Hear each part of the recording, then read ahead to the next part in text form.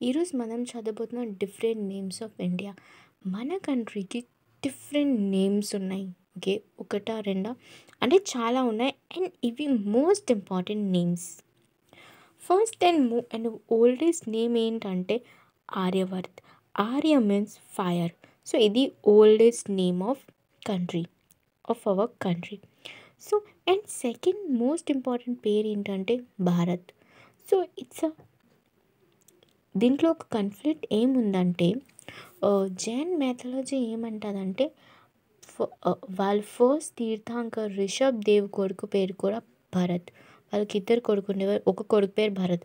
So వాళ్ళు అంటారంటే మా ఆ, ఆ భరత్ అనే పేరు ఈ భరత్ నుంచి వచ్చిందని.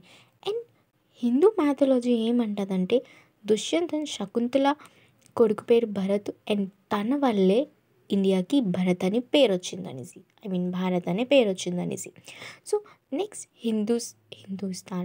హిందూస్థాన్ పర్షియన్ వాళ్ళు పెట్టిన పేరు. వాళ్ళు వాళ్ళ స్థాన్ మోస్ట్లీ వర్డ్ యూజ్ చేసేవారు. స్థాన్ అంటే ప్లేస్. హిందువులు ఉండే స్థాన్ అనేసి హిందుస్థాన్ అని పిలవడం మొదలుపెట్టారు. అండ్ నెక్స్ట్ ఏంటంటే ఇండియా. గ్రీక్స్ వాళ్ళు మనకి పెట్టిన పేరు. అండ్ వాళ్ళు మన మన రీ మనం ఏమొచ్చి ఉండే ఇండియా ఏమొచ్చి ఇన్ ఇండస్ రివర్ దగ్గర ఉండే కంట్రీ. సో వాళ్ళు ఇండస్ని ఇండియా అని పలికారు. సో అప్పటి నుంచి వాళ్ళు ఇండియా అని ఒక పేరు కూడా వచ్చేసింది.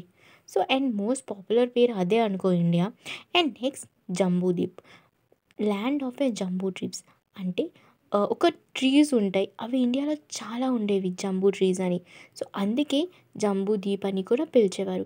అండ్ అశోక్ తన ఇన్స్క్రిప్షన్లో చాలా వరకు ఇండియాని జంబూదీప్ అంటే చెక్కేవారు కదా, హార్డ్ హార్ హార్డ్ స్టోన్ పైన. సో జంబూదీప్ అనే చెక్కేవారు. అండ్ టెంజూక్, చైనీస్ అండ్ జపనీస్ పీపుల్ ఇండియాని తంజూక్ అని పిలిచేవారు.